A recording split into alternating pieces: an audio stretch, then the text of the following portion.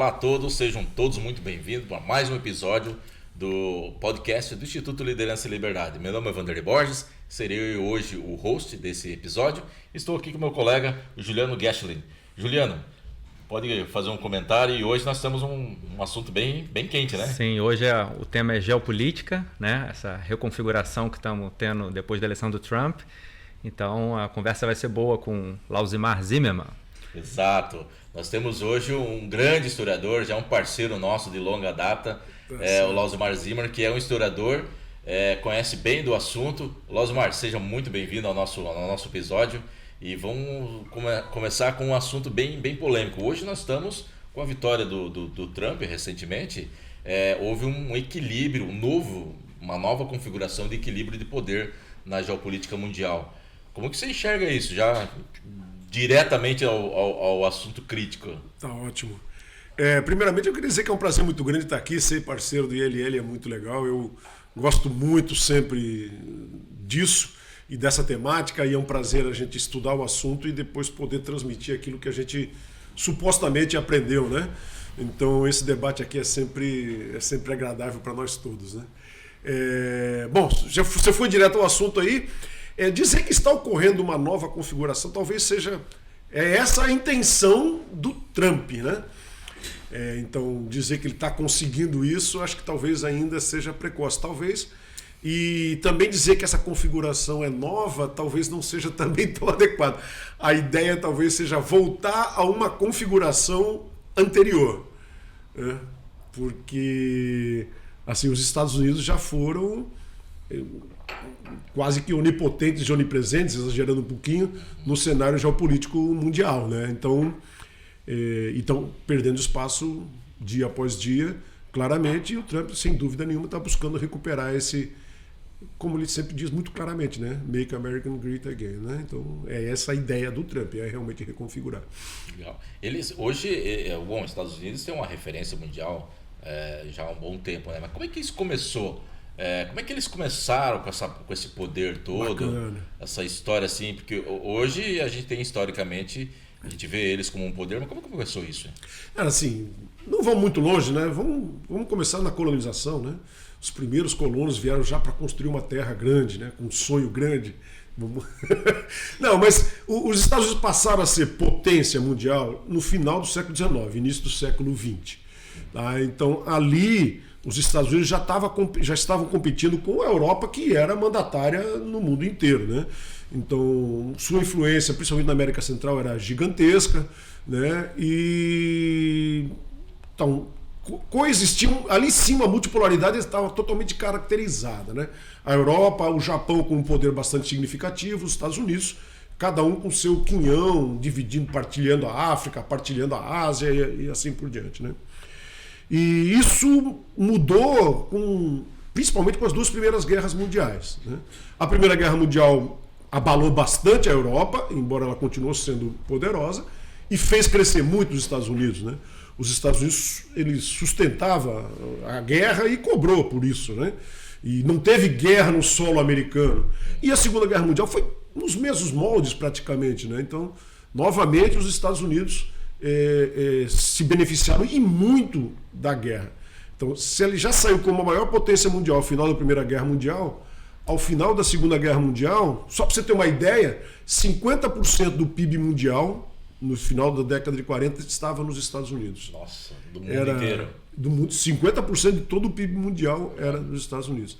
E aí os Estados Unidos parecia ser meio que onipresente, onipotente. Ali mais ele tinha um adversário, né? Ele tinha a Guerra Fria, ele tinha a União Soviética, um adversário muito mais ideológico do que econômico, né? Porque economicamente não tinha condições de competir, mas tinha um adversário. Então os Estados Unidos já era uma potência, mas grosso modo mandava no hemisfério ocidental, né? A Rússia, capitaneando a União Soviética, tinha um poder quase similar, falando em geopolítica, né? E quando a Rússia, ou melhor, a União Soviética se esfacelou, né? Queda do Muro de Berlim, rompeu a União Soviética, aí sim os Estados Unidos era um mandatário, dava as cartas em todo mundo, né? Totalmente, né? Seja no Oriente Médio, seja na Ásia, seja na América Latina. E Só que quando você se destaca muito, você arranja inimigos, né? Se já tinha inimigos antes o inimigo era claramente definido. A partir daí não está mais claramente definido, né? O inimigo agora ele está todo mundo almejando o seu quinhão de poder, né? E dá para se dizer assim, grosso modo, que o século XX terminou com um episódio extremamente representativo, que foi a queda das Torres Gêmeas, né? Ali ficou claro que os Estados Unidos tinham inimigos e que esses inimigos tinham sim poder para afetar os Estados Unidos. E foi realmente a partir de 2001 que esse cenário se transformou. Essa prevalência total homogênea dos Estados Unidos, ela começou a sofrer abalos. Houve um incômodo muito grande, né, Juliano? Aham. É aquela história, né? Quando você começa a se destacar, fazer o bem ou ser muito poderoso, incomoda, né? Sim, com Incomoda certeza. muito, né? É interessante que a gente vê hoje a China ganhando uma proeminência, né? Talvez com peso do que foi antes a União Soviética. E o crescimento chinês se deveu basicamente aos investimentos, né? Desde a abertura da China aos investimentos estrangeiros, ali no final dos anos 70, né? As empresas se deslocando do Ocidente, mas prioritariamente dos Estados Unidos, para ir para aproveitar a mão de obra chinesa. E aí, basicamente, todo o poderio que hoje a China tem, né? Militar, econômico, foi graças a esses investimentos que se deslocaram, né? E agora o Trump está tentando reverter isso, trazer as empresas de volta. Então, digamos assim, é curioso e cômico, né? Ver como hoje o grande, vamos dizer, o adversário ao poderio americano foi forjado pelo capital americano, né? Pelo investimento externo americano. Isso parece assim que não foi a primeira vez, né? Na verdade, depois da Segunda Guerra, que os Estados Unidos tinham esse poder todo que nós citamos, né? Ele já investiu muito dinheiro na Europa, no Plano Marshall, né? Muito dinheiro no Japão, e que a Europa como um todo, que montou logo em seguida montou a União Europeia, e o Japão passaram a ser seus maiores adversários economicamente durante várias décadas, né? Então foi o próprio capital americano, claro, que com uma boa dose de competência japonesa e dos europeus, vontade, não dá para tirar a competência de quem recebeu esses créditos, esses recursos, né? Mas parece que os Estados Unidos fabrica seus adversários, né? Sim. E fabricou seus adversários ali na Europa, no Japão, Coreia do Sul competindo até hoje na parte eletrônica, informática e tal, né? E onde ele injetou dinheiro. E por último a China, injetou rios de dinheiro na China, né? Com o Kissinger lá, o plano do Kissinger, né? Que era as empresas americanas. E calhou, foi bom para todo mundo, né? As empresas americanas nadaram de ganhar dinheiro na China, né? A China, gente, na década de 80, início da década de 80, tinha o PIB menor que o do Brasil. Dá para acreditar nisso, cara? Que loucura. Um país com mais de 1 bilhão de pessoas tinha um PIB menor do que o Brasil. Imaginar a pobreza que era lá. A pobreza que era lá. Hoje, o IDH da China é maior do que o Brasil. Quer dizer, então, o PIB da China, o IDH da China com 1 bilhão e 400 milhões é maior que o do Brasil. Ou seja, o PIB da China beira quase 10 vezes mais o PIB do Brasil. É fantástico, né? E num trecho de tempo extremamente curto, né? Se a gente falar de humanidade, né? Estamos falando de... Começou com a morte do Mao Tse Tung, né? Com o Mao Tse Tung, aquela ideia, a filosofia comunista dele, revolução cultural e tal, mas não deu nada certo. Economicamente a China ficou paupérrima, né? O Mao Tse Tung morreu, veio o... Oh, meu Deus, Chiang Kai-shek não, né? Já vou lembrar o nome dele. E aí houve uma abertura econômica a partir da década de 70. E foi isso que deu certo, né? Zonas de economia exclusiva, exploração exclusiva. E a China foi... E hoje a China é o principal adversário dos Estados Unidos, sem dúvida nenhuma, né? Pois é, e os Estados Unidos, como o Juliano comentou, está querendo reverter essa história, está tentando, com a história de levar as empresas para lá, tentar minimizar ou reverter, não sei. Será que eles conseguem? Reverter? É. Então, aí surgiu um novo polo de poder muito claro, né? Na Ásia ali. A China, os tigres asiáticos e o Japão, né? Então, tanto que Deixa eu voltar de novo. Eu sempre tenho um enfoque mais de historiador, né? O comércio mundial todo ele passava pelo Atlântico, todo, entre aspas, né? A grande maioria. Tanto que os grandes navios até hoje são conhecidos como os transatlânticos. Exatamente. Né? Os transatlânticos. Porque iam basicamente da América, em especial dos Estados Unidos, para a Europa para os Estados Unidos. Todo o cenário comercial graçava em cima disso. Quando muito passava ali pelo Canal de Suez, mas a parcela mais significativa era ali. Hoje já não é assim. Né? Cerca de 70% do comércio mundial passa pelo Indo-Pacífico. Não é mais pelo Oceano Atlântico. Ali você tem a Índia crescendo 6, 7% ao ano já faz mais de 20 anos também, desde que abandonou suas políticas socialistas na década de 90, a Índia se tornou uma potência. Você tem a China que um crescimento vertiginoso, embora já esteja crescendo menos, continua. Você tem os tigres asiáticos, você tem os novos tigres asiáticos crescendo muito ali, Tailândia, Indonésia, né? E você tem, então, grande parte do comércio mundial passa ali. Então ali aquela região ela também se tornou um novo foco de poder econômico, né? Principalmente. Né? Você acha que tem algum conflito, vocês acham, né, que tem algum conflito sendo semeado ali na Ásia entre esses novos tigres asiáticos? O que vocês acham disso? Eu acho que ali no Mar da China, a China domina, né? Eu acho que assim, esse poderio econômico que foi adquirido pelos tigres asiáticos, né? A gente tem Singapura, assim, grandes ilhas de excelência, né? Eu acho que é um pouco irrelevante em relação à geopolítica, de fato. Quando a gente fala de geopolítica, fala de guerra, né? Realmente de balança de poder real, né? Então eu acho que não há, assim, digamos, no tabuleiro, né? Quando a gente pensa em jogo de forças, assim, essas características de PIB, desenvolvimento, IDH ou fatores econômicos não influem. Se pensar o Japão mesmo, né? O que o Japão manda, né? O que o Japão interfere hoje no tabuleiro internacional? Ninguém fala de Japão, né? Ele foi um pouco vedete da época pelo crescimento econômico, mesmo assim sob bases frágeis, né? Que acabaram causando depois a derrocada, né? Com crédito sem lastro, ou seja, toda uma economia muito alavancada, né?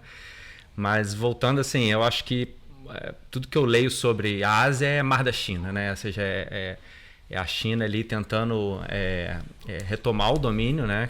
Retomar não, na verdade, adquirir um domínio que ela sempre desejou historicamente, né? Sobre toda aquela região. Tem a questão de Taiwan, que é forte, né? Por conta de os componentes eletrônicos. Da fabricação de chips, aquela coisa toda, né? E você tocou num assunto importante, né? Sobre a questão da geopolítica em cenário de guerra, né? Mas a China, ela tem esse histórico? Tem condições de bater de frente em termos bélicos? Deixa eu voltar para o Japão. O que ele falou do Japão? Vamos lá, o Japão é proibido pela sua Constituição de ter uma força armada. Uhum. E o Japão ele é protegido basicamente por um guarda-chuva nuclear norte-americano.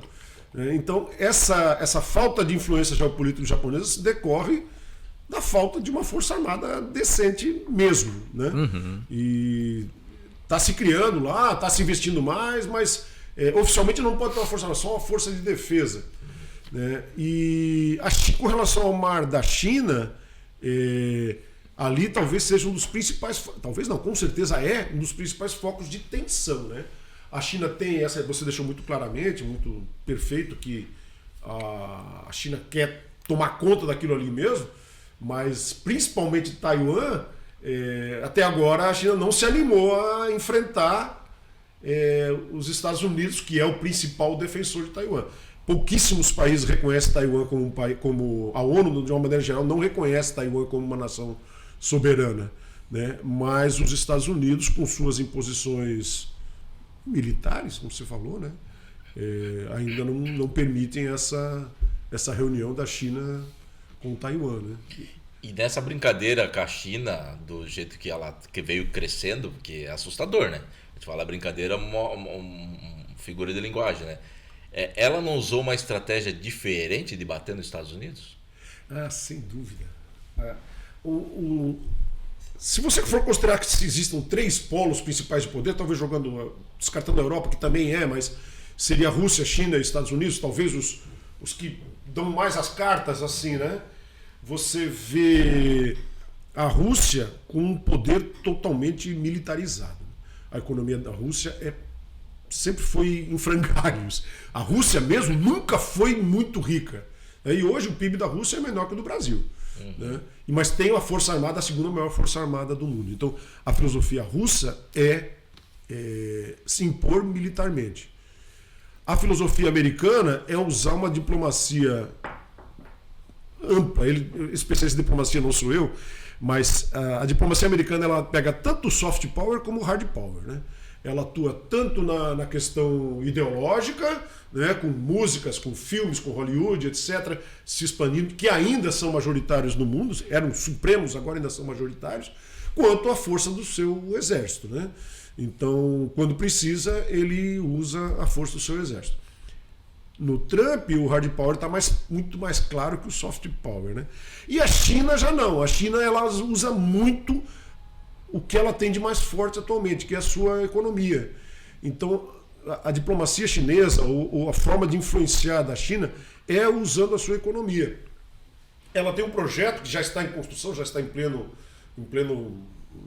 obras em vários países do mundo, batizado como Nova Rota da Seda, né? Então, construir infraestruturas em vários países, e nesses países você fornece crédito para o país construir. Então, tem vários países se desenvolvendo à custa desse capital chinês. Né? Então, a diplomacia chinesa é uma diplomacia muito centrada na sua economia.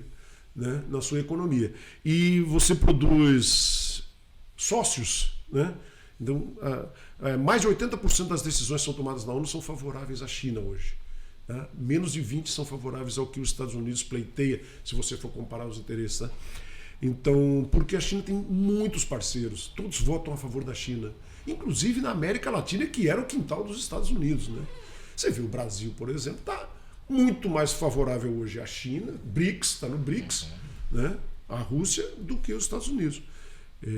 Diplomacia econômica. E a China tem uma característica diferente nesse negócio de investimento. Os Estados Unidos exigem contrapartidas democráticas, de liberdade. O nome dos Estados Unidos está nesse jogo. A China não está nem aí. A China empresta dinheiro para ditador sanguinário. O importante eles são muito pragmáticos. Vai dar lucro para mim? Vou ter um parceiro comercial? Vou poder extrair minério lá? Bora. Toma aqui, investe lá, constrói a tua indústria lá de mineração, gera emprego para o teu povo, e o minério que você vai produzir, eu vou usar aqui no meu desenvolvimento. Prático. Interessa o que o cara vai fazer com dinheiro, se vai matar gente, se não vai. Não. Então a China tem. Será que isso aí não está sendo uma espécie de. A gente fala muito sobre liberdade, né, o Instituto, né? Uma espécie de escravidão? Por quê? O que vocês acham? Porque a China ela tá emprestando realmente, ela está fazendo compras de portos mesmo no mundo inteiro, assim, a rodo, né? A própria indústria naval chinesa ela está sendo muito forte, né? Ela não está emprestando esses dinheiros, né, para construção de infraestrutura para esses países, principalmente mais pobres, para ter eles nas suas rédeas? Será que não é uma estratégia de dominação sem armas? O que vocês veem dessa forma? Eu acho que sim. A China consegue comprar terras na África, né? Então, para dizer depois que aquilo é território chinês em 2 palitos, né? Se às vezes validar alguma invasão, uma coisa, mas eu acho que a China nunca mostrou os dentes, né, até agora, realmente militar, né? De uma guerra ofensiva contra um país grande. Tem aquelas guerrinhas de fronteira dentro da própria China, né? Mais étnica, né? Interior, mas realmente ela nunca demonstrou uma ofensiva. Eu acho que não dá para avaliar muito o modus operandi, né, da China em guerra até agora, né? Que ela só tem demonstrado força bélica, né? A parte econômica só. Mas voltando ao Brasil, assim, eu penso que você comentou, né, a diplomacia. Eu vejo com otimismo o Brasil, no sentido de eu ver o governo atual muito mais como um interlúdio, assim, não realmente é uma posição nominal, digamos, em relação a favorecer a China, mas acho que não é o espírito brasileiro. O espírito brasileiro é mais americano mesmo, né? Acho que a tendência nossa no médio prazo, né, com novas eleições, ou seja, do curso natural, a gente se beneficiar, né? Digamos assim, eu vejo muito nesse movimento tem esse lado, a princípio, negativo, né, porque o Trump tem uma comunicação um pouco caótica, né? Mas no Tratado da Organização Mundial do Comércio, a OMC, né, é recomendado que você adote sempre a menor tarifa no comércio bilateral. Então, se, por exemplo, os Estados Unidos negociam com a gente determinado produto a 15%, a recomendação da OMC é que nós adotemos, e a gente tem 30%, é que você use sempre, porque a Organização Mundial do Comércio é baseado no livre mercado. O objetivo da OMC, né, é justamente fazer com que as barreiras de comércio baixem. Esse é o objetivo final. Então, eu acho que dentro de uma, digamos assim, de uma honestidade bilateral, né, eu que me debrucei muito sobre a diplomacia brasileira, uma coisa que me incomodava demais era uma posição sempre vitimista do Brasil como um país que não teve tempo de se desenvolver, então ele deveria ter benefícios em relação ao resto do mundo, ou então pelo menos ao mundo desenvolvido. Então aquela divisão entre sul e norte o tempo todo, tanto que na diplomacia brasileira o BRICS é parceria sul-sul, né? Ou seja, o sul ideológico, né? Não o sul geográfico, mas o sul ideológico. Então uma posição sempre de que não deu tempo de desenvolver, que os países mais industrializados já poluíram muito, já tiveram uma industrialização baseada em colonização, aquela história que já passou da validade, né? Então eu acho que se a gente vier, né, no médio prazo, o que eu acredito, de entrar nesse espírito, de chegar numa questão, assim, essa é a minha esperança, né, de colocar a menor tarifa dentro das vigentes, atualmente vigentes, essa proposta seria uma coisa extremamente positiva para o Brasil, que a gente tem um mercado forte interno, a gente não se vulnerabilizaria, né, a partir disso.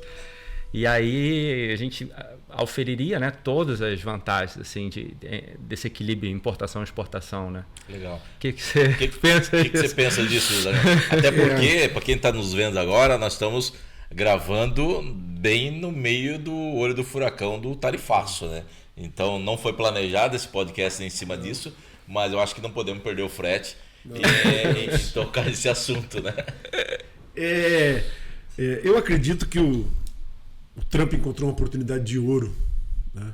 Porque ele estava enfrentando, a ideia dele era realmente fazer uma Make America Great Again, e ele estava, os Estados Unidos têm seus problemas internos muito fortes, muito repartido, assim como o Brasil, totalmente repartido, dividido, né?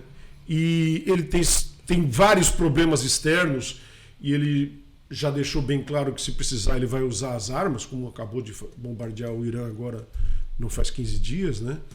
Ele tem uma resistência enorme da China, né? Uma oposição enorme, e quando encontrou lá uma oportunidade lá do filho do Bolsonaro indo lá para os Estados Unidos, e, não, pelo amor de Deus, cara, oportunidade de ouro, é agora que eu vou meter bala no BRICS.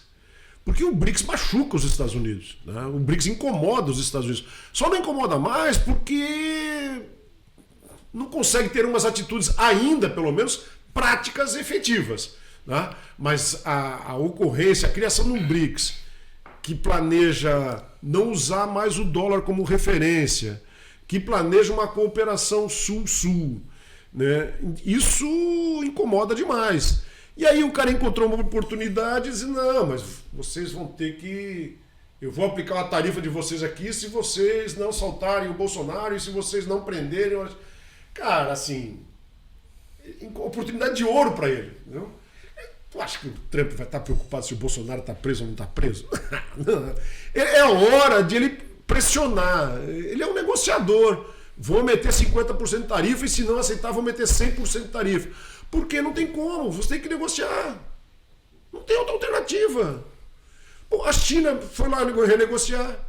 A Rússia, se bobear, vai acabar com a guerra para poder renegociar. A Índia recebeu um tarifaço, foi lá e está renegociando.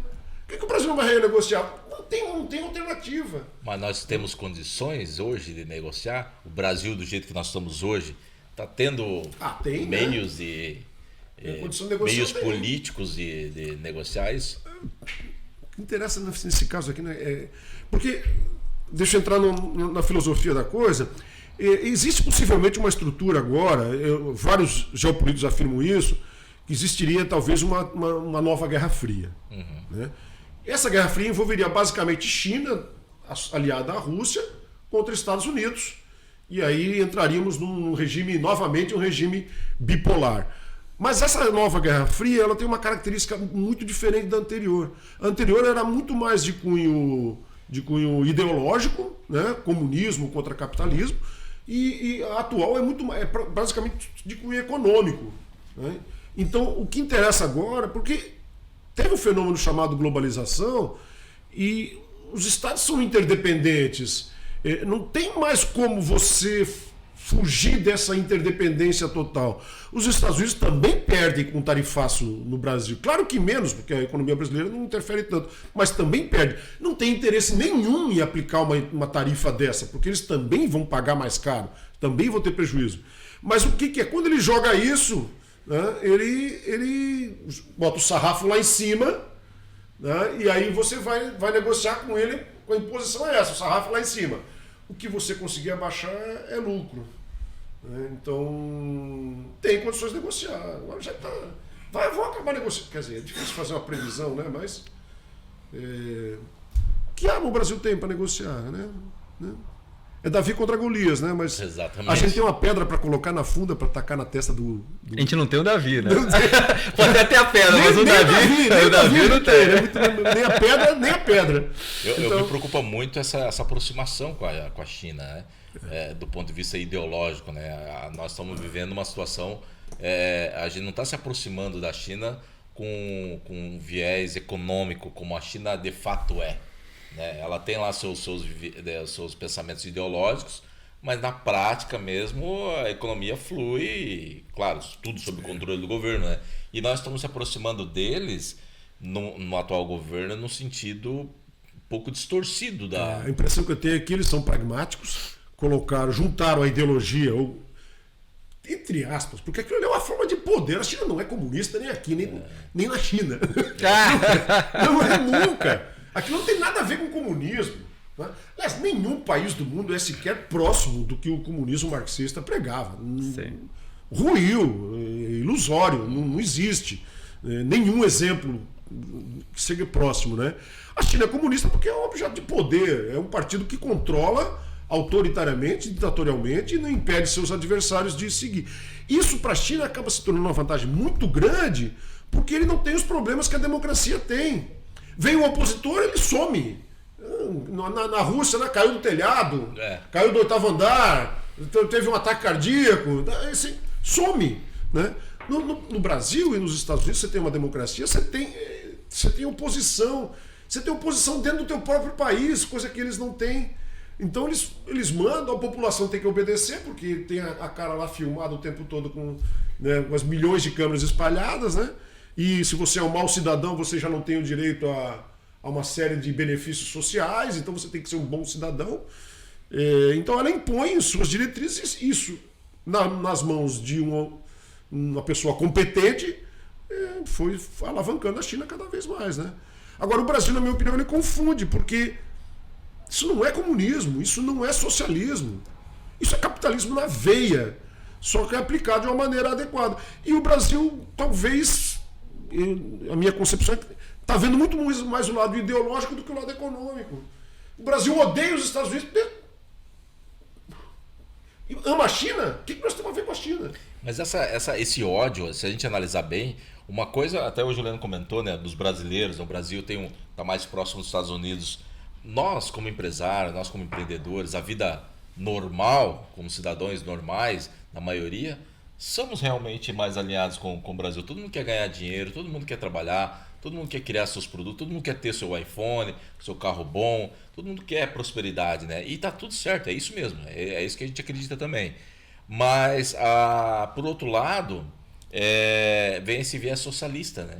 Esse viés socialista que acaba distorcendo. Então, o Brasil como nação, como pessoas, a gente está alinhado com os Estados Unidos, se a gente analisar bem o capitalismo. Mas como Estado está distorcido, né? É que como liberais, a gente chama socialismo poder totalitário. A gente já não traz a ideia do socialismo como uma socialização dos meios de produção, naturalmente, né? Então a gente já usa de forma estereotipada, né? o socialismo como A gente fala no Brasil, totalitarismo, né? duas coisas diferentes, né? Em que Brasil. lugar do mundo existe esse Não, socialismo não. imaginado? Pois é. Não existe. Sim. A China começou a crescer quando começou a privatizar, entrar no livre mercado. A Rússia também, a Europa. A Europa tem países socialistas, países nórdicos, fundamentados em empresas gigantescas que não rios de dinheiro. Não, mas aí confunde muito diferente. Na bolsa, socialismo. inclusive. Aí, No mercado da bolsa. então, o Brasil não tem. Que socialismo é esse que o Brasil tem? Depois, desculpa eu falar, mas que ação prática tem mesmo nesse sentido? Você vê agora, por exemplo, saiu o censo, recentemente os dados do censo. O Nordeste continua tendo mais de 10% de analfabetos, 4 vezes mais do que o Sul e o Sudeste. Não, é faz 20 anos que retórica, nós estamos mas é aí. pura retórica. Não resolveram isso Sim, ainda? sim. Pois é. Às vezes eu me... E por isso que eu acho estranho quando a gente Exato. fala de Brasil próximo aos Estados Unidos, ou Brasil próximo à China, porque a gente está falando de dois Brasis totalmente diferentes. É. Uma coisa é a população, as pessoas que Exatamente. estão dentro da nação, e outra coisa o pessoal que está no poder. E isso é algo problemático, você não acha? Mas fomos nós que escolhemos, né? Sim. Pois é, Nós que escolhemos. democraticamente. Pelo menos, imagina-se que sim, né? Imagina-se que sim, né? Agora, na verdade, quem manda no Brasil tem uma coisa muito, muito estranha. Isso vai fugir um pouquinho do assunto aí que a gente estava comentando, né? Nós temos uma oligarquia que manda no Brasil há muito tempo. Essa oligarquia que envolve ali o centrão, né, e suas ramificações. Isso nada mudou. Nada mudou. Então, quando saiu o Lula, entrou o Bolsonaro, essa oligarquia continua mandando. Tanto que o Bolsonaro não conseguiu fazer 1/3 das coisas que ele planejava. Porque essa oligarquia continua mandando. E é uma oligarquia formada por empresários, como vocês são. Eu não sou empresário, vocês são empresários. Pô, aí você pensa, mas cara, como é que o empresário vota num cara que é contra a liberdade do mercado, né? Você tem uma explicação para isso? Tem. É Os porque... amigos do rei. Não, mas aí então. você tem subsídios, por um lado, e regulamentação desenhada. Isso, o Estado investe. Para impedir novos entrantes. Isso, então. E aí você tem essa como posso chamar de curriola, talvez, que manda. Eu me lembro de um caso, agora faz um tempinho já, mas é que eu li e está na memória. Quando tinha disputa entre a Dilma e o Aécio para a presidência, a Vale deu 100 milhões para a campanha da Dilma. 100 milhões de reais. E deu 100 milhões de reais para a campanha do Aécio. Cara, investimento. Exatamente. Não faz sentido nenhum isso. Para a Vale faz. Quem chegasse ao poder ia estar devendo favor para ela. E isso vai se perpetuando. E essa oligarquia tomando conta de cada vez mais, de nichos de poder em judiciário, em executivo, em legislativo.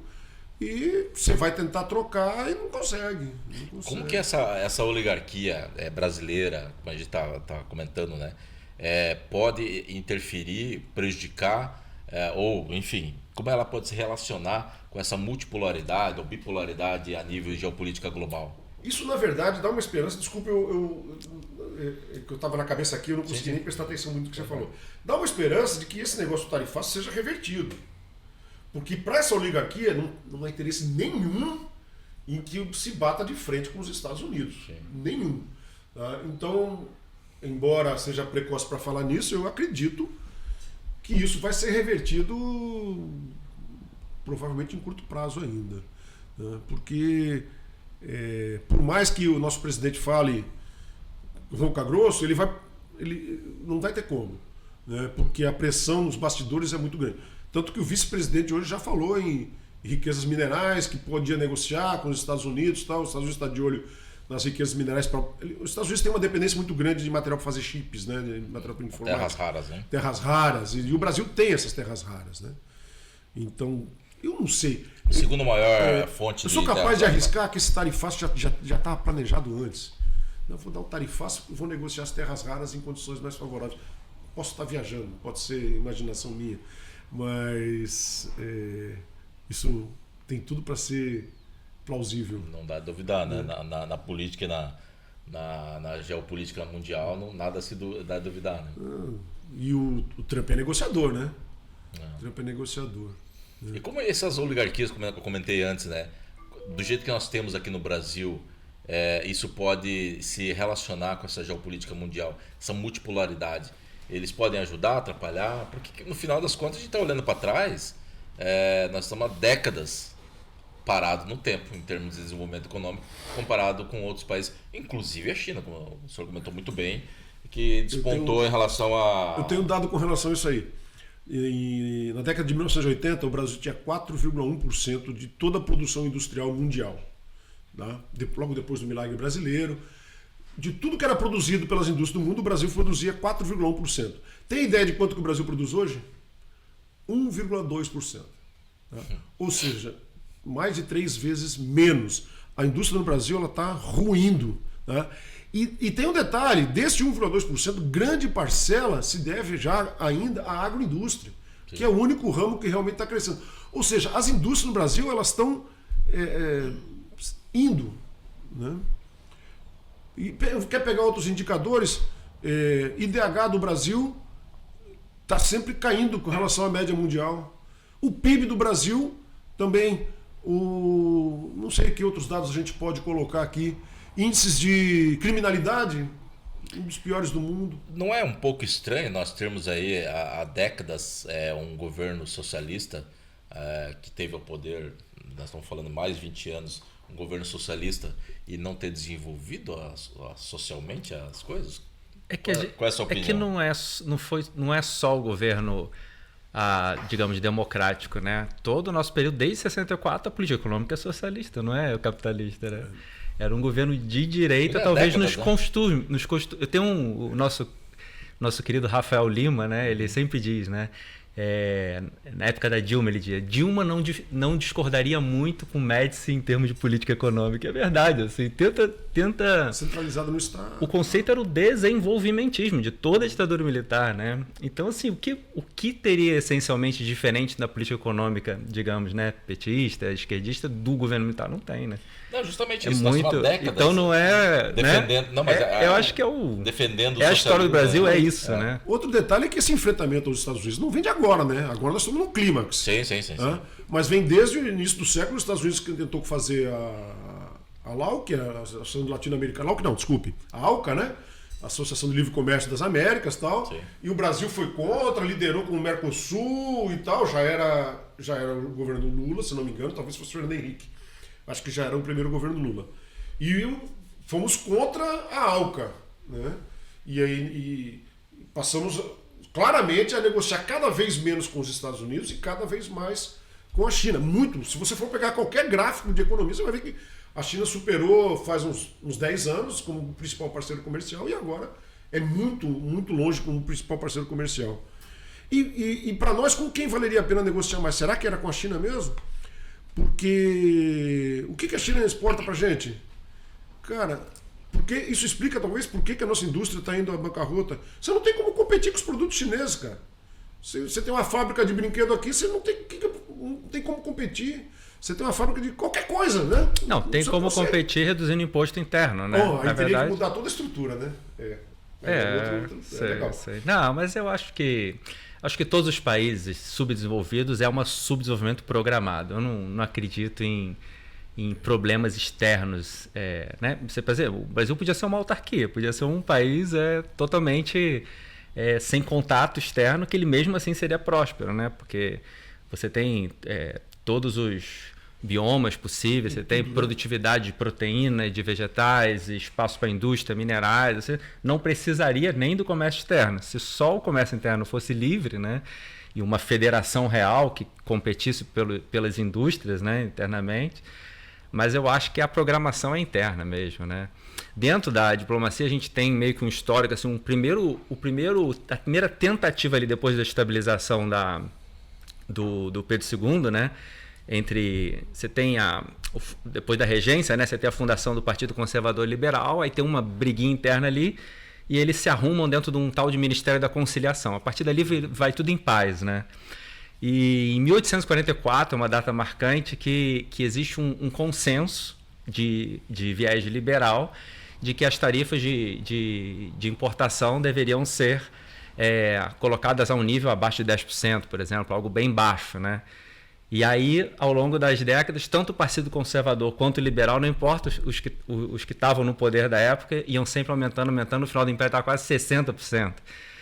Então, aí depois você vem a República Velha com o governo de Taubaté, do café, né? Queima de café, ou seja, sempre um trabalho interno para a manutenção da indústria nacional especializada, ali no caso o café, com proteção contra... Né, você tinha um investimento em ferrovia, né, em inglês, mas basicamente fechado ali com a Inglaterra. Depois vem Vargas, aí nem se fala, né, com todo o pensamento aí bem centralizador. Né? Então, assim, não tem como. Né? Se você pensar hoje, que eu vou pegar quero ir para o Rio de Janeiro hoje, o que seria natural da gente pensar na geografia brasileira? Você optar por estradas, por ônibus, por cabotagem, né? Por várias empresas aéreas, você é praticamente proibido, né? Por que não existe barquinho, várias empresas levando você para qualquer lugar do Brasil? Porque é proibido. Por que não existe milhões de aviãozinhos pequenininhos para você ir em qualquer do Brasil a tarifas competitivas, né? Como tem na Europa e Estados Unidos? Então, assim, eu não vejo, assim, o Brasil especificamente, eu não vejo nenhuma questão brasileira dependente externa, dependente da geopolítica interna ou dos arranjos, tanto comerciais quanto de poder bélico. Eu acho que são é o subdesenvolvimento programado mesmo, assim, para que o Estado permaneça necessário de forma forte, quase unitarista. Isso, né? Seria proposital? Acho que sim. Essa... Nós estamos nos autossabotando. Nós, povo, não, né? Agora que a gente está... Digamos assim, eu acho que a internet, né, ela trouxe para a gente uma abertura de pensamento que a gente não tinha antes, principalmente pelo lado liberal das ideias. Né? Então, por exemplo, quando eu estudei para o Itamaraty, eu tive um grande descobrimento de ler, de ouvir falar do liberalismo de Adam Smith, por exemplo, como uma coisa 100% positiva.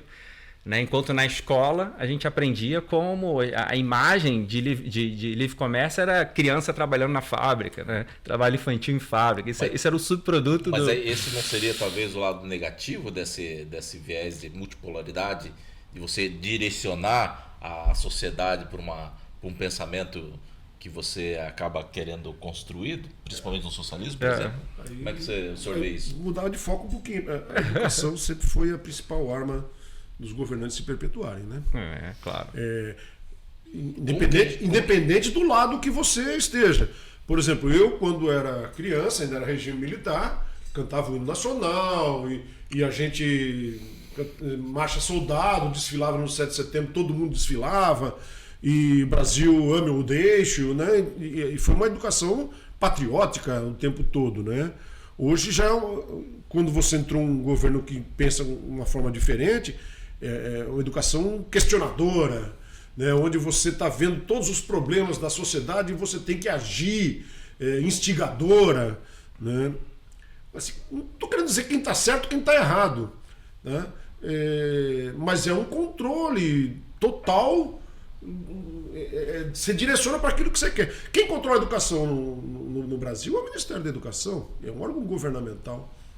Eu fui professor de Sociologia durante 5 anos, né, e livro didático de Sociologia tinha lá uns 8 ou 9 livros didáticos aprovados pelo MEC e eu podia escolher um. Né? 100% dos 8 ou 9 livros didáticos escolhidos pelo MEC, tá, era um livro grosso que servia para os 3 anos, primeiro, segundo, terceiro ano do ensino médio, dando aula de Sociologia ali. 100%, se você lesse do começo ao fim e se orientasse, e a grande maioria dos professores se orientam para isso, no livro didático, óbvio, é muito mais fácil, cômodo, né? 100% daqueles livros didáticos, se você chegava à conclusão que só existe uma forma do Brasil ser grande, sendo socialista. 100%. Eu não consegui fugir. E aí, para poder dar aula, eu usava um livro didático e uma apostila que eu montava separado. E aí eu ensinava, olha, isso aqui é o que o governo está dizendo, isso aqui é o que eu penso. Vocês tomem o rumo que vocês acharem melhor. O meu pensamento é esse, o pensamento do governo é esse. Não estou querendo dizer que eu estou certo, o governo pode até estar certo, mas é isso. Tá? Não sigam só... Porque é isso. Então, hoje, você precisa... Você vai na Universidade Federal, eu fiz faculdade de História na Universidade Federal, meu Deus. Você tinha que obrigatoriamente ir numa votação na Câmara de Vereadores, onde o vereador do PT tinha um projeto lá que ia ser importante para o mundo. Mas hoje a gente não está vivendo essa multipolaridade de nações ou multipolaridade contemporânea em decorrência dessa má instrução da escola? Será que não Então, eu vi que você falou de multipolaridade. Eu questiono, tá? Bipolaridade, eu questiono. Seja, bipolaridade. Eu questiono, né? Continua, nós temos... Sim, bipolaridade. Só que é tão estranho, porque, como eu comentei há pouco, onde deu certo isso? Exato. E por que nós estamos Qual insistindo na educação? Que tem positivo disso? O quê? Coreia do Norte? É esse nosso exemplo? Venezuela? Tá, não estou dizendo que a gente está se transformando na Venezuela, mas a gente está seguindo a mesma teoria que os caras estão seguindo de poder. O resultado vai ser outro. Você faz a mesma coisa que é um resultado diferente. É difícil, né? Mas a gente fica triste com isso e esse diagnóstico. Essa bipolaridade contemporânea, podemos dizer que nós estamos do lado negativo das forças? Nesse sentido. Na minha opinião, sim, né? Mas eu vejo, assim, você chegou a comentar, né, que talvez o Trump não ligue muito para a situação política no Brasil, mas eu acho que não tanto, porque vamos supor que ele consiga resolver tudo e a gente tem aí o governo de direita de volta ao poder, né, totalmente ligado ao bolsonarismo, né?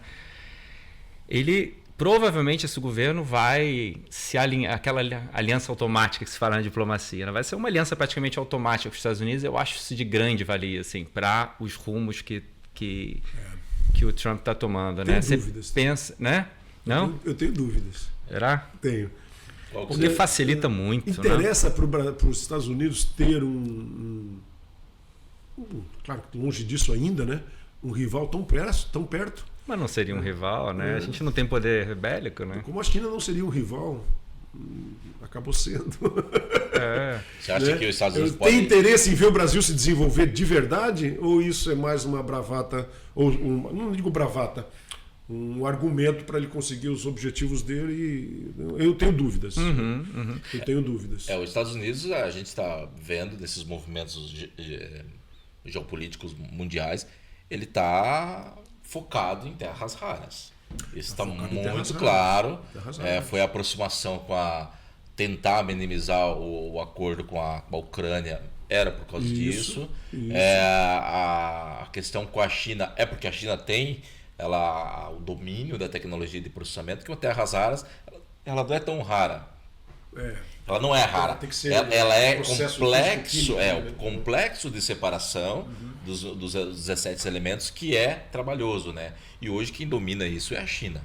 A China tem o domínio completo dessa área industrial. Será que não é esse o ponto que faz com que os Estados Unidos estejam tão nessa bipolaridade? Porque hoje em dia nas terras raras nós estamos em tudo que é lugar, né? Talvez seja esse o ponto do tarifaço, que nós colocamos há pouco. Querendo as terras raras? Negocia as terras raras aí que a gente baixa as tarifas de novo. E tu ainda vai sair por cima. Conseguiu negociar comigo e todo mundo vai ficar feliz. Isso é uma coisa que é preocupante, né? Qual é a opinião do senhor em relação a isso, né? Porque o Lula estava meio apagado, está ainda apagado, mas agora se tem alguma coisa que ele consiga se sobressair, não seria uma forma indireta dele ganhar um pouco de prestígio? Ele encontrou um argumento muito bom, né? Encontrou um culpado para tudo, né? Tudo que deu errado agora, o culpado vai ser o Bolsonaro e os Estados Unidos, né? Culpado que ele não tinha, né? Ele não tinha. A economia estava com seus problemas, dívida, taxa de juros altíssima, e ele dizia que era problema de 3 anos atrás do governo Bolsonaro. Agora já não, agora o problema que o Bolsonaro fez lá nos Estados Unidos. Capaz de tirar muita vantagem em cima disso, muito, certamente esse argumento vai aparecer no ano que vem nas eleições. E o quanto que isso impacta nessa bipolaridade contemporânea? Isso pode afetar? Como assim, a posição no Brasil nisso? É difícil avaliar, né? Depende do que for acontecer, né? Depende de quem for se eleger aí. Acho que é difícil avaliar o quanto isso pode afetar. Não consigo ter uma conclusão imediata, não. É complexo, né? Complexo, né? essa questão da multipolaridade. Nós estamos diante de um movimento mundial muito complicado essa bipolaridade. Eu falo multipolaridade no sentido Até pouco tempo atrás ficava muito claro quem dava as cartas, né? Era os Estados Unidos e a União Soviética, né? E por alguns anos, poucos anos, ficou sendo só os Estados Unidos. Hoje realmente é complexo, né? Então, envolve negociação com o Mercosul, do Mercosul com a União Europeia, envolve agora o Milei com um projeto diferente e os Estados Unidos apoiando. É complexo. O Milei traz uma, pra gente, né? A gente está falando de Brasil, acho que o Milei traz em vários sentidos ele traz um exemplo, uma rota interessante, né? Porque o que caracteriza ele, diferentemente de outros projetos liberais, né? E ele fala muito de guerra cultural, ele não é aquele liberal que fica falando de economia, né? É que ele fala o objetivo final. Ou seja, ele sempre coloca o que seria o ideal. O ideal seria que não tivesse empresa nenhuma, não tivesse Estado nenhum. Ele é um libertário de fato, né? Então, ele coloca sempre o patamar ideal do que seria a prosperidade para a Argentina ou para qualquer país do mundo, né? Então, ele tem um viés, vamos pensar assim, de guerra cultural, de dizer realmente onde está a fundamentação daquilo que ele pensa, né? Porque se pegar, por exemplo, um plano real, existia toda aquela ideia de equilíbrio, né? De reequilibrar aquela máquina toda que de alguma forma estava disfuncional, né? Eu acho que o Milei, o que a gente pensa às vezes, por que países que tiveram às vezes grande desenvolvimento econômico por causa do liberalismo e depois reverteram, pegar Nova Zelândia ali, né? Que era um país quebrado, nos anos 80 abriram o mercado ao Chile, né? E depois houve uma reversão daquela prosperidade toda devido ao liberalismo, porque não houve a transmissão daqueles políticos de que culturalmente o que havia sido feito, né? Eram sempre explicações, digamos, técnicas que envolviam muito vocabulário econômico. Eu acho que o Milei ele traz um poder de comunicação muito bom para inspirar, né, nós que temos esse viés liberal, de dizer de forma muito, muito significativa que o Estado é um empecilho ao desenvolvimento. Ele sempre atrapalha e que quanto menos tiver, melhor e ponto. Não ter, digamos assim, uma noção de que você tem que ajustar para ter um equilíbrio, mas que o Estado é que comanda tudo. Não, ele é um empecilho fundamental e quanto menos tiver, melhor, né? Eu vejo, você citou o Milei, a gente está falando de Brasil, eu vejo assim, que a gente sempre... Até no tarifaço do Trump, né? A gente simpatiza com o político, mas a gente sempre acaba, digamos, dizendo que ele falha na comunicação, né? A comunicação é truncada, às vezes de uma coisa, ou às vezes diz outra, né? Não é claro. Não é claro com a população. Você está se referindo ao Trump? Porque vai, volta, muda de ideia, né? Um pouco errático. Aparentemente, né? É um pouco errado. Talvez seja programado, eu né? Eu acho que aquilo é a estratégia dele. Claro que é o jeito dele negociar. Tanto que se elegeu presidente dos Estados Unidos com esse tipo de discurso. Bravata. Você deixa confuso numa negociação, exatamente. Você acaba ficando mais frágil. O cara já foi um mega empresário porque já sabia o que estava fazendo, né? Exato. Então, e está tratando o governo dos Estados Unidos como um mega empresário. Né? Sim, sim. Porque os Estados Unidos ele tem um déficit comercial muito grande, gigantesco, né? E fazia uma série de investimentos que não davam retorno, né? Os Estados Unidos tinha aquela USMCA, não, como é que é? USAID, né? USAID. Tinha os Estados Unidos investe o que mais da metade do que tem a OTAN é investido pelos Estados Unidos. Mas quem que é o principal interessado na OTAN? É os Estados Unidos mesmo? Exato. Ou quem tem mais problema de segurança? Não é? Então os Estados Unidos faziam uma série de investimentos que eram improdutivos, né? E é isso que ele quer. Ele quer colocar a casa em ordem, de reduzir o déficit público, melhorar a relação, trazer as empresas de volta para o seu país, está trazendo empresas que estavam buscando trazer pelo menos, porque quando você existia esse fenômeno da globalização, como você falou, a OMC reduz tarifas, não, vamos cortar com isso, porque isso não está bom para nós, isso a gente está perdendo. Então, no que você aumenta essas tarifas, as empresas que estão nos Estados Unidos acabam retornando, né? Talvez seja a jogada dele.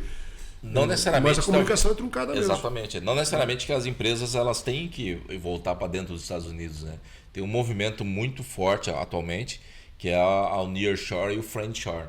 Você trazer e fabricar próximo à sua base de consumo ou em países amigos, né? Isso tá sendo muito recentemente em voga. É muito melhor você fabricar, se é para ter alguma empresa produzindo para você e que não está dentro do seu estado, que seja uma empresa num país amigo, né? Então essa reconfiguração geopolítica global, eu acredito que está indo nessa linha. A da parte industrial saindo da China e indo para as nações amigas de consumo e próximas aos seus consumos. Como é que o senhor vê esse movimento que tá andando? Já está em curso, na realidade. Todo mundo saindo para a China e se reposicionando, ou dentro dos Estados Unidos, ou próximo dos Estados Unidos, ou em países amigos. Falo dos Estados Unidos, mas pode ser da Europa, pode ser em qualquer lugar próximo a consumos, né? Inclusive da própria China, que é o caso dos novos tigres asiáticos. Esse movimento não começou com o Trump, não. Talvez tenha começado no primeiro governo do Trump, né? Certo. A ideia de trazer mais para perto, mais para os seus, né? Eu acho que é uma manobra coerente com o que está acontecendo no cenário atual, né? Porque os Estados Unidos estão perdendo poder. Dívida. Quem está enriquecendo? Alguém está enriquecendo com o dinheiro dos Estados Unidos. Né? Então, ele quer reverter esse processo aí e as empresas fazem parte desse processo. E como que isso poderia impactar nessa bipolaridade contemporânea? Isso pode dar um... Pode trazer os Estados Unidos de volta para um patamar mais elevado, que é o que ele almeja, né? Pode, se der certo a manobra. Né? E aparentemente os países que estão voltando para renegociar, todos eles estão cedendo significativamente, né? Então pode ter sucesso, né? Pode ter sucesso. E se ele tiver sucesso, talvez o Brasil se incomode muito com essa postura que está adotando, né? Exatamente. Deus queira que não. Bom, nós estamos indo pro final em termos de horário. Como que a gente, só para a gente começar a fechar os assuntos, né? Como que a gente consegue visualizar hoje esse cenário que está acontecendo? Lógico que ninguém tem bola de cristal, né? Mas dessa nova reconfiguração da bipolaridade contemporânea em termos de geopolítica global. Pode haver muitas mudanças se a gente olhar aí para os próximos 50 anos? Eu não consigo ver guerra, tá? Tá todo mundo interconectado, né? Então, desde o Fukuyama lá, né, o Francis Fukuyama, que fez um livro bem no finalzinho do século XX, que as guerras acabaram por causa dessa interconexão, né, por causa da globalização, né? Fim da história, né? Fim da história, exato, né? Fim da história. Ele errou, as guerras continuam, mas nenhuma guerra de vulto, né? Porque o prejuízo é para todos, né? Agora, nesse cenário, eu vejo novamente ainda o Oriente Médio, como ele colocou ali, como uma peça meio que chave ainda por algumas décadas, né? O petróleo ainda totalmente... A Ásia Central crescendo de importância, porque ali, além de ter petróleo, passam todos os dutos que ligariam China ou talvez até mesmo a Rússia, a Europa e ao Oriente Médio. Até a nova Rota da Seda também, né? Nova Rota da Seda também. Eu vejo a China continuando a crescer e centralizando cada vez mais o poder entre esses dois, né? China e Estados Unidos. E talvez uma Índia surgindo aí também. É difícil fazer uma perspectiva, né? Porque a Índia está crescendo também, já está chegando entre se não me engano, já é a quinta maior PIB do mundo. Tá? Então é difícil fazer uma previsão, mas o que eu imagino é só isso aí. Com um Japão permanecendo assim, em algum momento Taiwan vai voltar para a mão da China, em algum momento vai voltar, quando não se sabe. Eu imagino que a guerra da Ucrânia acabe logo também. O que mais que a gente pode colocar? E a Europa vai continuar... A Rússia perdeu, né? A Rússia com essa história da Ucrânia aí, eu acho que ela meio que... A Rússia não tem dinheiro, né? Porque eu era um exemplo, talvez de falta de conhecimento da minha parte, né? Mas antes, se alguém falasse pra mim, vou entrar em guerra com a Rússia, perdeu. É lógico. Na hora, né? Na hora. Perdeu é questão de 2, 3 dias e acabou a guerra. E não, cara. Não. Eles estão sofrendo. Ou seja, a moral estratégica da Rússia, talvez até internamente, né? Já dizia o Karl von Clausewitz, que é da guerra. O importante é a moral da tropa, né? Então você tem uma guerra que você não consegue ganhar, você acaba matando a moral interna, né? Eu confesso que eu não tenho muito conhecimento da parte interna da Rússia, não, mas externamente, realmente, ela perdeu muito poder. Crédito, o Putin lá, ele mantém ferro e fogo, né? De vez em quando, esses dias morreu mais um aí, o oposicionista dele e tal. Então, até quando, agora, ditaduras às vezes se perpetuam durante séculos, né? Várias décadas, né? Você vê a Rússia como participante dessa bipolaridade ainda? Não, a Rússia é somente associada a alguém. Associado como também não vejo o Brasil participando de nada. Não, o Brasil é... A Rússia. A Rússia ela pode ser até uma espécie de fiel da balança. Ela vai ter relevância nesse sentido. Porque a Rússia tem rivalidades enormes com a China. Então não é tão simples dizer que a China e a Rússia estão associadas. Pois é estranho. Nossa, ali rivalidades históricas gigantescas, exato. Né? E com os Estados Unidos também, evidentemente. Então ela pode ser uma espécie de isso aí, pender para um lado, pender para o outro e ser mais favorável a um ou ao outro. Né? Numa guerra que seria comercial, econômica. Que é essa a guerra que o Trump praticamente declarou agora. Né? Que são as guerras mais factíveis na modernidade. Né? E que é o que mais por interessa, na verdade. Né? As guerras anteriores eram talvez por terra, depois por ideologia, mas hoje é por dinheiro mesmo, né? Por influência financeira. Verdade. Juliano, gostaria de fazer mais uma pergunta final aí sobre esse tema de bipolaridade, né? Contemporânea. Eu falo multipolaridade no sentido plural, né? Plural da situação, né? Mas faz mais sentido, sim, realmente, bipolaridade, né? Eu vejo hoje como bipolaridade como era na Guerra Fria, né? Com predominância dos Estados Unidos, né? Realmente, eu acho que se os Estados Unidos chegar e querer botar os pingos nos is, assim, não concordo com Lozimar que não teria uma guerra quente, né?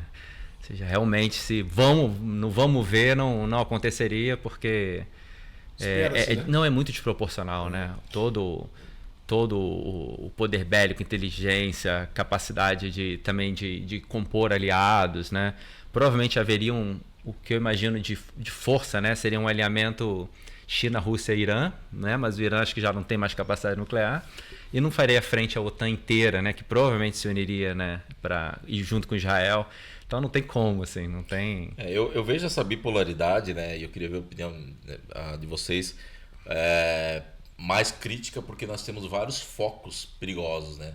Tem o foco da Taiwan, China, é um ponto. Nós temos o foco Rússia, Ucrânia, né? Ali aquele conflito.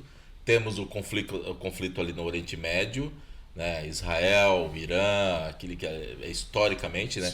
Síria. Então nós temos 3 pontos de conflitos razoavelmente intensos, né, perigosos, fora os outros que acontecem, né? Na África tem vários outros, mas esses 3 são bem críticos, né? E 3 distribuídos mundialmente de forma espalhados, né? Essa reconfiguração da bipolaridade não poderia ser amplificada com essas crises quentes, assim? Sempre existiram, né? Pois é. 3, assim, o problema é que nós estamos sempre existiram e é interesse, né? Uma guerrinha é sempre interessante para quem está travando, para justamente mostrar a necessidade dessa concentração de poder, né? A ameaça externa, né? Você vê que toda ditadura agonizante cria uma guerrinha, né? Você vê a Argentina com a Guerra das Malvinas, estava agonizando, cria um conflito para trazer... O Bismarck também, para conseguir unificar a Alemanha, né? Ele criou aquela guerrinha ali franco-prussiana, né? De propósito, com todo um... Perfeito. Então, eu acho que assim, a guerra é muito estratégica e desejada, assim, por motivos bem calculados, sabe? Eu não acho gastar munição que enriquecer a indústria bélica, interesses obtusos são muitos, né? São muitos. Quem está ganhando dinheiro com essa guerra entre Rússia e Ucrânia? Muita gente, né? Muita gente. Tem interesse em acabar com aquilo de imediato? Quem tem? É verdade. A população russa, talvez, e a população ucraniana. Então... E essa bipolaridade contemporânea que a gente está falando, que é o tema de hoje, né? A gente está falando, claro, da maneira global, né? Você consegue enxergar que possa haver micros bipolaridades? Por exemplo, América Latina, Brasil contra o resto, socialismo latino-americano contra o libertarianismo argentino. Seria como tinha na Guerra Fria Antiga, né?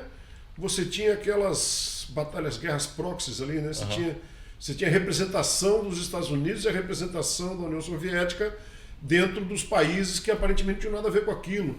Você via, por exemplo, na América Latina foi um palco gigantesco da Guerra Fria, né? Mas era com grupos guerrilheiros contra as forças militares apoiadas pelos Estados Unidos e tal. Então isso vai acontecer sim. Já está acontecendo. Na China tem portos, inclusive no Peru, lá. A África, por exemplo, está se desenvolvendo bastante, mas também tem uma série de investimentos norte-americanos, tem uma série de investimentos chineses e até russos. A Ásia Central é outro foco exatamente assim. A Ásia Central tem uma questão que eles chamam de novo, tem gente geopolítica chama de novo grande jogo. Ali existe um grande jogo. A Ásia Central ela é central, né, entre Rússia, China, caminho para a Europa, caminho para o Oriente Médio. Seria aquela Eurásia que o pessoal fala, a região da Eurásia? Eurásia é tudo, né? A região Europa dos mais a Ásia, né? A Ásia Central é abaixo da Rússia, ao norte da China, noroeste da China e acima do Oriente Médio, ali para cima do Afeganistão. Ali. Certo. Ali tem Cazaquistão, Turcomenistão, Tajiquistão. E aquilo, isso, todos os países novos, eram todas repúblicas soviéticas, ali não havia países, né? E ali tem um cenário de conflito enorme, de interesses. A China investindo pesadamente, os Estados Unidos tinham bases militares ali até pouco tempo para atacar no Afeganistão, a Rússia querendo manter sua influência militarmente, vários ditadores de plantão ali, cada um pendendo para um lado, aí daqui a pouco um toma o poder do outro, e uma briga sempre é um fenômeno, sem dúvida, desse episódio que nós chamamos de Nova Guerra Fria, propriamente ou impropriamente, mas sem dúvida está ali muito forte. Então isso vai acontecer assim, micro conflitos, como você colocou, se dá para chamar de micro, sim. Não tem nenhuma dúvida. Não fazendo demérito de quem está vivendo aqueles conflitos, né? Mas considerando o mundo todo, né? Como o mundo todo, né? Vão acontecer e não tem dúvida nenhuma. Vão continuar acontecendo. Muita coisa a gente não tem notícia, né? E tá rolando. Aquelas brigas étnicas dentro da África também. Exatamente. Nunca terminaram, né? Dentro do Congo, por exemplo, né? Aquelas fronteiras retas, artificiais. E quem está vendendo arma para aquilo não vai acontecer, né? Quem tem interesses econômicos e políticos em cima daquilo, a gente não fica nem sabendo. Ou seja, a bipolaridade contemporânea também está nas micro-regiões. Sem dúvida nenhuma. Sem dúvida nenhuma. E às vezes até não muito... Principalmente nos países mais pobres, né? Exato. Que sempre pipoca no pior lado, né? Porque a Europa tem seus problemas, né, gigantescos também. Mas entra aí o problema...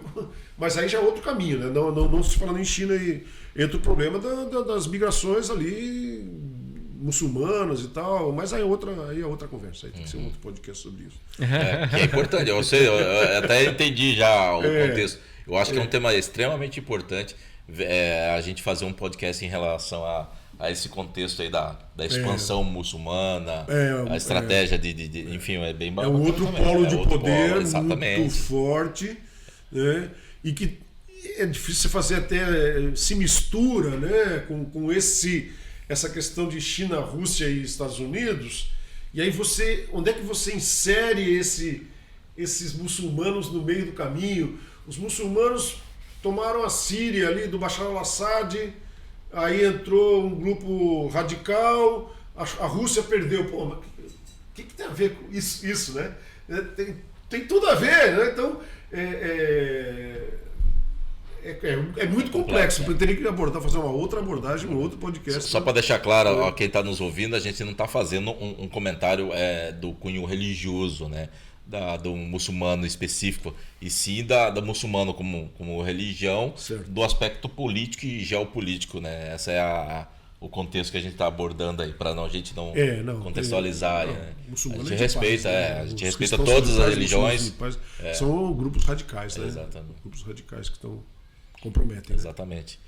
Bacana, fantástico a conversa. É um tema extremamente complexo, principalmente para quem não domina, que é o meu caso, e eu aprendi bastante sobre esse assunto. E com certeza eu acho que seria tema aí para a gente discorrer aí por várias horas, mas em virtude do tempo, Sim. a gente vai ter que encerrar por enquanto, né? Eu agradeço muito, Lausmar, a sua participação, como mais uma vez, né? Você faz parte da nossa história, né? Desse momento desses conhecimentos aí. Sou eu que deixo esse furo aqui. Desculpa. É a embaixada ligando, ó, falou demais aí. Ou então é o cabeça de ovo que escutou o nosso debate e já tava falando mal. Nossa, mas daí nós estamos muito grampeados, né? Se tá tão online assim, começar a andar até sem roupa. Né? Muito bom, Lausmar. Eu acho que tem várias sessões que a gente pode fazer, né, sobre o globalismo. Pegar esses eixos, né?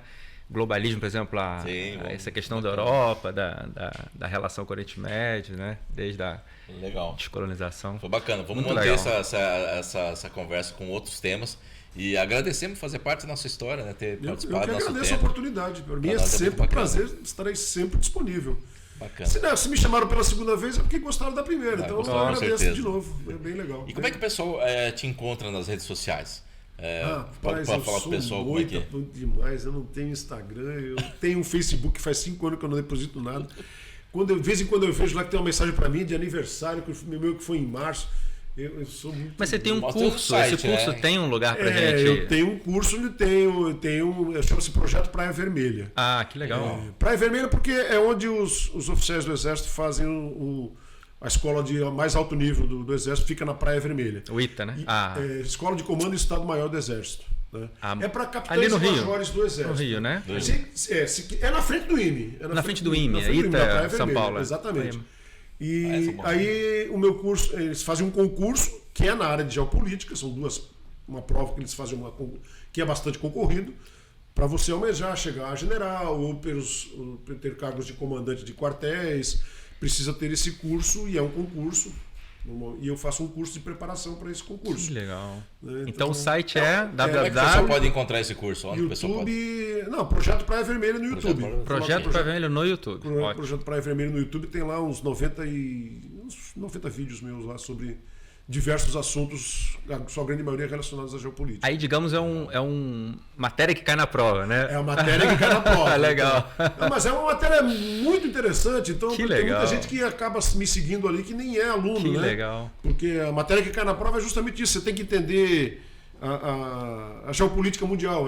São duas provas, uma de história e uma de geografia. História militar e outra de geografia e geopolítica. Né? Que legal. Pô, mas isso é muito interessante.